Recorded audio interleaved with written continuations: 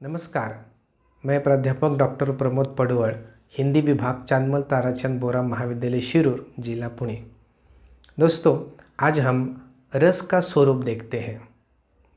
भारतीय साहित्य में प्राचीन काल से रस पर चर्चा होती आई दिखाई देती है। केवल साहित्य की ही बात नहीं तो व्यावहारिक जीवन में भी हम रस शब्द का प्रयोग करते दिखाई देते हैं। अगर किसी की बातों से हमें आनंद मिलता है तो हम कहते हैं कि ये रसपूर्ण है, और अगर बातों से आनंद नहीं मिल रहा होता है तो हम कहते हैं कि वो बात बड़ी नीरस है। तो व्यापक रूप में अगर हम देखते हैं तो जो अच्छाई की जो कसौटी है वह रस मानी गई है। रस 4 प्रकार के माने गए हैं, मतलब जीवा रस, आध्यात्मिक रस, आयुर्वेद रस और काव्य रस। इन 4 रसों में काव्य रस को सर्वश्रेष्ठ कहा गया है, क्योंकि काव्य जो है या काव्य रस जो है वह आत्मा की संतुष्टि करता है, इसलिए उसे श्रेष्ठ कहा गया है। भारतीय काव्य शास्त्र की अगर बात करते तो भारतीय काव्य शास्त्र में रस की चर्चा का आरंभ जो है वह भरत मुनि से होता है। भरत मुनि ने अपने नाट्य शास्त्र इस ग्रंथ में सबसे पहली बार रस शब्द का प्रयोग किया और एक रस सूत्र दिया। विभावानुभाव व्यभिचारी संयोगादर्श निष्पत्ति, इस प्रकार से उन्होंने एक रस सूत्र दे दिया। इसका मतलब है कि विभाव, अनुभाव और संचारी भाव के संयोग से रस की निष्पत्ति होती है। रस सूत्र पर अनेक विद्वानों ने अपने अपने तरीके से उसकी व्याख्या करने का प्रयास किया है, लेकिन जो सबसे महत्वपूर्ण व्याख्या या उसे हम विश्लेषण कहेंगे इस रस सूत्र की, वह आचार्य विश्वनाथ ने की है। आचार्य विश्वनाथ ने अपने साहित्य दर्पण नामक ग्रंथ में उन्होंने जो रस सूत्र की व्याख्या की है, जो विश्लेषण किया है, उसमें या उससे काव्य का स्वरूप तो स्पष्ट हो ही जाता है, साथ ही साथ काव्य की विशेषताएं, काव्य के लक्षण, ये सारी बातें जो है वह स्पष्ट हो जाती हैं। उन्होंने कहा है कि सत्वोद्रेकाद खंड स्वप्रकाशानंद चिन्मय विद्यांतर स्पर्श शून्य ब्रह्मा स्वाद सहोदरा लोकोत्तर चमत्कार प्राण कैचितम्र प्रातृभि स्वाकारवद भिन्नत्वे नायमा स्वाद्यते रसहा। अब अगर इसका हम हिंदी में अगर अनुवाद करते हैं, या मान लीजिए उन्होंने जो कुछ कहा है वो इस प्रकार से कहा है जिससे रस की जो विशेषताएं प्रस्तुत हो जाती हैं। उन्होंने क्या कहा है कि रस अलौकिक है, रस अखंड है, रस अन्य ज्ञान से रहित है, रस व प्रकाशानंद है, रस लोकोत्तर चमत्कारमय है, रस चिन्मय है, या रस ब्रह्मानंद सहोदर है, या रस विद्यांतर स्पर्श शून्य है, और रस अपने आकार से अभिन्न होता है। इस प्रकार से उन्होंने रस की 9 विशेषता है इसके अंतर्गत दी है। पहली विशेषता जो दी है कि रस अलौकिक है। अलौकिक का मतलब क्या है कि यहाँ पर ये जो अलौकिक शब्द है वह लाक्षणिक अर्थ में लिया गया है। मतलब मनुष्य को तो आनंद अनेक बातों से मिलता है, लेकिन काव्य से मिलने वाला आनंद अलौकिक होता है, इसलिए कहा गया है रस अलौकिक है। दूसरा है रस अखंड है।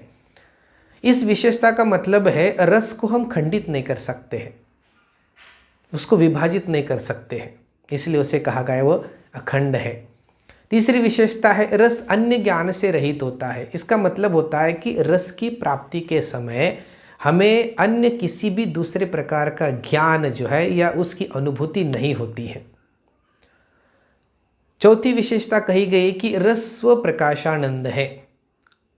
स्वप्रकाशानंद का मतलब होता है रस को दिखाने के लिए किसी भी दूसरे चीज़ों की ज़रूरत नहीं होती है। जिस प्रकार से सूरज को दिखाने के लिए किसी दूसरे चीज़ की ज़रूरत नहीं होती है, ठीक उसी प्रकार से जो है रस को भी दिखाने की कोई ज़रूरत नहीं होती है। मतलब अगर किसी को आनंद मिल रहा होता है, रस की प्राप्ति हो गई है, तो उसके चेहरे पर ही दिखाई देता है, उसे किसी अन्य तरीके से बताने की आवश्यकता नहीं होती है। फिर एक और विशेषता कही गई है कि रस लोकोत्तर चमत्कारमय है। मतलब अनेक बातों से जो हमें ज्ञान मिलता है, आनंद मिलता है, उसमें जो काव्य से मिलने वाला जो आनंद है वह अलौकिक दर्जा का होता है, और इसीलिए उसे लोकोत्तर चमत्कार जो है वह कहा गया है। अगली एक विशेषता है कि रस चिन्मय है। चिन्मय का मतलब होता है चेतन रूप। मतलब रस के आस्वादन के समय या मान लीजिए उसकी निष्पत्ति के समय अचेतनता का अंश हमारे अंदर थोड़ा बहुत रहता ही है। इसलिए हम कहाँ बैठे हैं, क्या कर रहे हैं, और उस निष्पत्ति के समय हमें किसी पर भी प्रकार से पता नहीं चलता है, तभी तो रस की निष्पत्ति होती है। फिर कहा गया है कि रस ब्रह्मानंद सहोदर है। अब ब्रह्मानंद सहोदर का मतलब होता है रस जो है ब्रह्मानंद की तरह स्थायी आनंद नहीं देता है। तो क्या है, रस हमें थोड़ा आनंद देता है, अस्थायी आनंद देता है। मतलब क्या है, अगर कोई काव्य, कोई उपन्यास, कहानी पढ़ने के बाद अगर हमें आनंद मिलता है तो आनंद हमेशा के लिए नहीं रहता है, थोड़ी देर के लिए रहता है, और इसीलिए कहा गया है कि वह ब्रह्मानंद सहोदर है। फिर एक 8वीं विशेषता बताई है कि रस वेद्यांतर स्पर्श शून्य होता है। वेद्यांतर स्पर्श शून्य का मतलब होता है वेद्य यानी अन्य ज्ञान से, तो रस अन्य ज्ञान से रहित होता है। मतलब जब हम रस का आस्वादन करते हैं तो उस समय हमें केवल और केवल रस की अनुभूति ही होती है, अन्य किसी भी प्रकार का ज्ञान या अन्य किसी भी प्रकार की भावनाएं हमारे मन में जो है नहीं होती हैं। और एक बात कही गई है कि रस अपने आकार से अभिन्न होता है। रस अपने आकार से अभिन्न होता है का मतलब है कि रस की प्राप्ति में किसी एक की अनुभूति या एक सहृदय की अनुभूति किसी दूसरे सहृदय की अनुभूति को न तो सहायक बन सकती है और न उसे प्रभावित जो है कर सकती है। इसका मतलब है कि अगर मुझे रस की प्राप्ति हो गई है तो ये ज़रूरी नहीं है कि आपको भी होगी, और मुझे ज़्यादा हो गई इसलिए मैं उसमें से थोड़ी आपको दे सकता हूँ, ऐसा नहीं है। तो इसीलिए कहा गया है कि रस अपने आकार से अभिन्न होता है। अब ये जो रस है, अगर हम इसे व्यापक रूप में अगर देख सकते हैं तो संक्षेप में उसे हम अगर परिभाषित करेंगे तो इस प्रकार से कह सकते हैं कि काव्य को देखने, पढ़ने या सुनने के बाद हमें जो आनंद की अनुभूति होती है वह एक तरीके से रस है। मतलब काव्य या साहित्य के पठन पाठन के बाद या दृश्य काव्य को देखने के बाद हमें जो आनंद मिलता है एक तरीके से वही रस है। अब आगे रस के अवयव देखते हैं, जिसे उपांग कहा गया है, अवयव कहा गया है। रस के जो अवयव है रस सूत्र में ही यह अवयव दे दिए गए हैं। रस सूत्र है कि विभावानुभाव व्यभिचारी संयोगादरस निष्पत्ति। अब इसमें विभाव, अनुभाव और संचारी भाव का जिक्र आ गया है, और एक है वो स्थायी भाव है, क्योंकि स्थायी भाव सबसे महत्वपूर्ण है। तो स्थायी भाव, विभाव, अनुभाव और संचारी भाव, इन 4 भावों के संयोग से जो है वह रस की निष्पत्ति होती है, और इन्हें ही, इन चारों को ही रस के अवयव कहा गया है। इसमें से सबसे पहले हम देखते हैं वो है स्थायी भाव। स्थायी भाव का मतलब होता है जो भाव हमारे मन में हमेशा विद्यमान रहते हैं, नित्य विद्यमान रहते हैं, और जिन्हें अन्य कोई भाव दबा नहीं सकते, उन्हें हम स्थायी भाव कहते हैं। मतलब जो भाव हमारे अंदर यानी सहृदय सामाजिक के अंदर हमेशा विद्यमान रहते हैं और अनुकूल अवसर आने के बाद उद्दीप्त होते या प्रस्तुत होते हैं, उसे हम कहते हैं स्थायी भाव। मतलब हमारे अंदर वो तो होते हैं, हमेशा होते हैं, लेकिन उद्दीप्त हमेशा नहीं होते। जैसे मान लीजिए कि क्रोध, अब जैसे क्रोध है, यह क्रोध हमारे अंदर यह स्थायी भाव हमेशा है, लेकिन उस प्रकार की परिस्थिति अगर निर्माण हो जाती है, अगर कोई हमें गुस्सा दिलाता है तभी क्रोध आता है, अन्यथा वो भाव शांत रहता है। रति, उत्साह, हास, ये सारे स्थायी भाव इसी प्रकार से हैं। जैसे मान लीजिए कि अगर कोई हंसने वाली बात है, उस प्रकार की परिस्थिति निर्माण हो गई है, तभी हम हंसते हैं। इसका मतलब उस स्थायी भाव जो हास नाम का है, उसकी उत्पत्ति उस समय हो जाती है। तो यह स्थायी भाव जो है वह सबसे महत्वपूर्ण है। और ये जो स्थायी भाव है उनकी संख्या 9 बताई गई है। मतलब रति, उत्साह, क्रोध, जुगुप्सा, विस्मय, निर्वेद, हास, भय और शोक, यह स्थायी भाव है। और इन स्थायी भावों के साथ एक रस जो है जुड़ गया है। जैसे रति है, उसके साथ श्रृंगार जुड़ गया है, उत्साह है, वीर रस की निर्मित होती है, क्रोध है रौद्र रस की निर्मित होती है, जुगुप्सा है बीभत्स रस की निर्मित होती है, विस्मय से अद्भुत रस की निर्मित होती है, निर्वेद से शांत रस की निर्मित होती है, हास से हास्य रस की निर्मित होती है, भय से भयानक नाम के रस की निर्मित होती है और शोक से करुण नामक रस की निर्मित होती है। ये 9 स्थायी भाव और उनसे निर्मित 9 रस है। 2 और अन्य रसों की चर्चा की जाती है, वो है वात्सल्य रस और भक्ति रस। इन 2 रसों की भी चर्चा 9 रसों के बाद की जाती है। तो ये हो गए स्थायी भाव। अब स्थायी भाव के बाद आ जाती है दूसरा है विभाव। विभाव का अर्थ होता है कारण निमित्त। अब यहाँ पर जिन कारणों से सहृदय सामाजिक के अंदर के जो स्थायी भाव है वह जागृत होते हैं, उसे कहा जाता है विभाव। विभाव 2 प्रकार के होते हैं, एक आलंबन विभाव और दूसरा उद्दीपन विभाव। ये जो विभाव है इसमें जो पहला है आलंबन। आलंबन का मतलब होता है जिसके कारण सहृदय के हृदय में स्थित स्थायी भाव जागृत हो जाता है, उस कारण को जो है आलंबन विभाव कहा जाता है। मान लीजिए कि अगर नायिका को देखने के बाद नायक के अंदर का अगर रति भाव जागृत हो जाता है, तब वहाँ पर नायिका जो है वह आलंबन हो जाती है, क्योंकि नायिका के कारण ये भाव जागृत हो गया है, इसे उसे कहा जाता है आलंबन विभाव। और दूसरा है उद्दीपन विभाव। उद्दीपन विभाव के अंतर्गत 2 बातें आती हैं।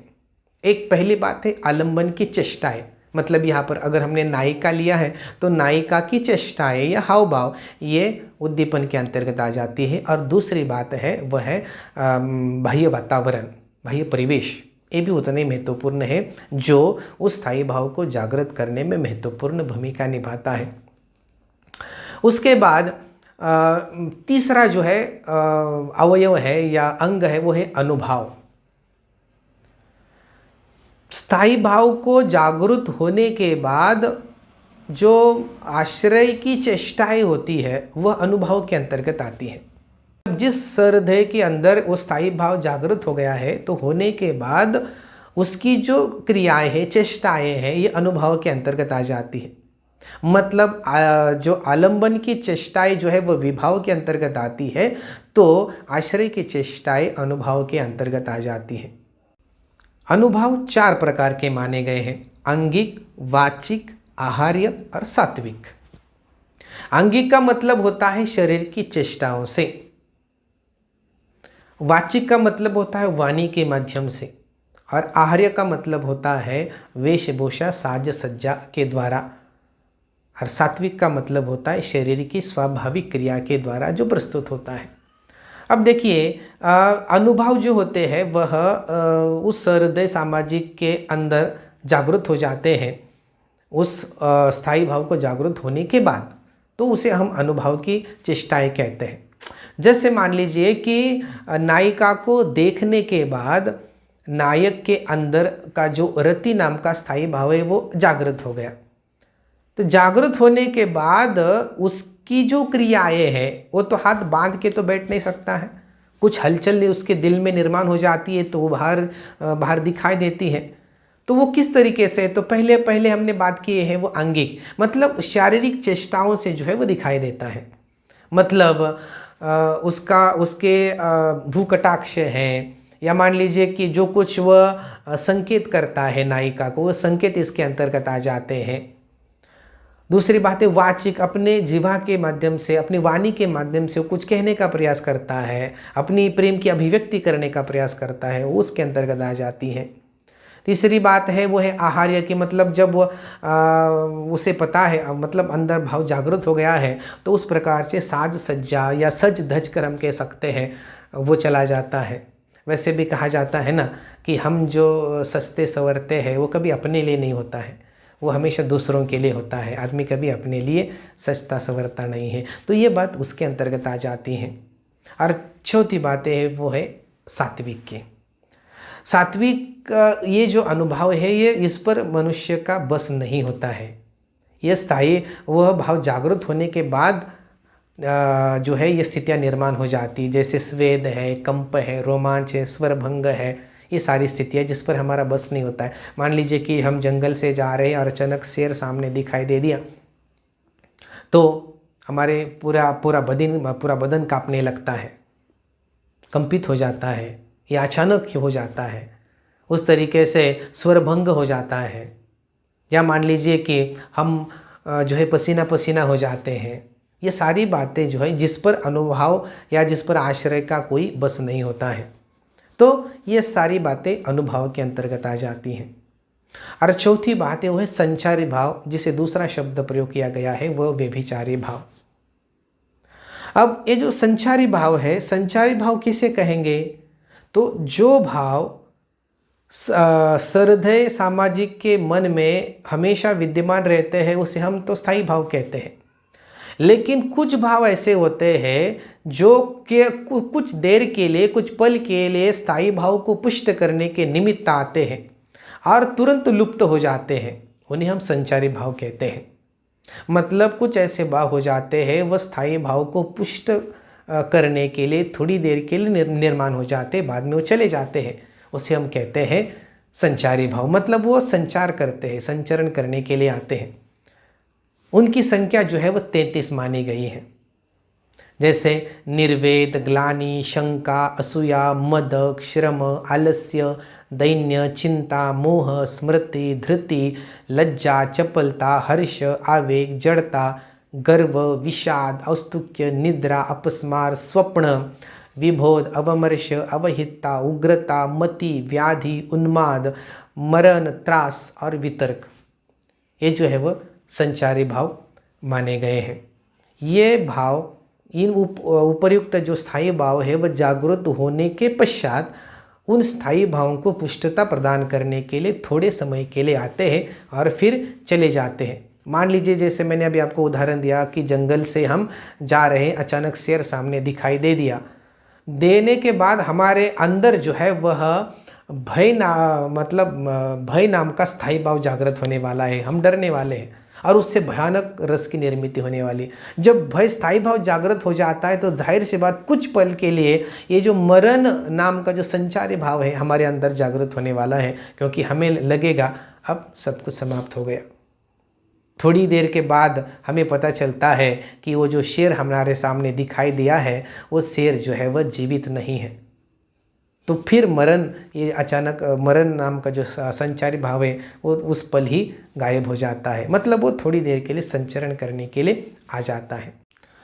इस प्रकार से स्थायी भाव, विभाव, अनुभाव और संचारी भाव के संयोग से रस की निष्पत्ति होती है और ये रस की निष्पत्ति सहृदय के अंतःकरण में निर्माण हो जाती है।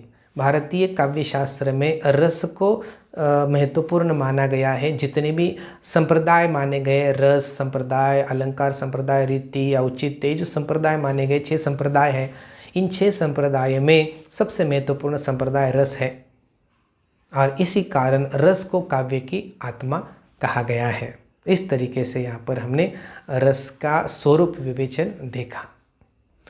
और एक बात, अगर वीडियो अच्छा लगे तो लाइक और सब्सक्राइब करना मत भूलिए।